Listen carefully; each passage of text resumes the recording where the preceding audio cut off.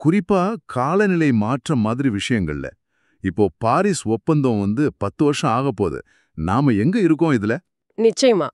ஒரு நல்ல விஷயம் என்னன்னா, நாம போக வேண்டிய வேகத்துல போகலைனாலும், முன்னாடி கணிச்சத விட நிலைமை கொஞ்சம் பரவாயில்ல. அதாவது, உலக வெப்பநிலை 4, 5 டிகிரி உயரும்னு பயந்தோம். இப்போ அது 2, 3 டிகிரி உயரங்கிற பாதிக்கு வந்திருக்கு. அதுவே ஒரு முன்னேற்றம் தான் இல்லையா? ஆமா, குறிப்பிடத்தக்க முன்னேற்றம் தான்.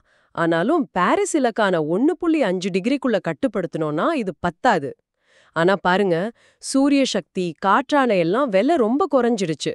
எலக்ட்ரிக் கார்கள் கூட இப்போ உலக அளவுல புது கார் விற்பனையில 20% கிட்ட வந்துருச்சு. ம்.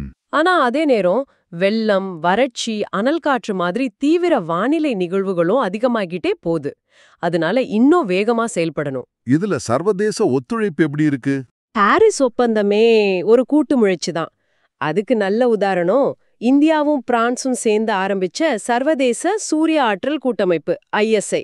இப்போ அதுல 120க்கும் மேல நாடுகள் இருக்காங்க. இந்தியாவே கூட புதைப்படிவ மற்ற எரிசக்தி திறனை 50% ஆக்குற இலக்க கெடுவுக்கு 5 வருஷம் முன்னாடி அடைஞ்சிருக்கு. அப்போ அடுத்து என்ன செய்யணும்?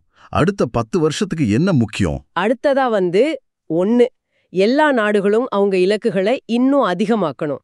2, இந்த மாற்றம் ஏழை நாடுகள், ஏழை மக்களை பாதிக்காத மாதிரி ஒரு நியாயமான மாற்றமா இருக்கணும். 3, காடுகள், கடல் மாதிரி இயற்கையா கார்பனை உறிஞ்சுவதை பாதுகாக்கணும். சரி. 4, அரசாங்கம் மட்டும் இல்லாம உள்ளூர் அமைப்புகள், விஞ்ஞானிகள், பிசினஸ்னு எல்லாரும் சேரணும். கடைசியா அறிவியல் சொல்றத கேட்டு முடிவெடுக்கணும்.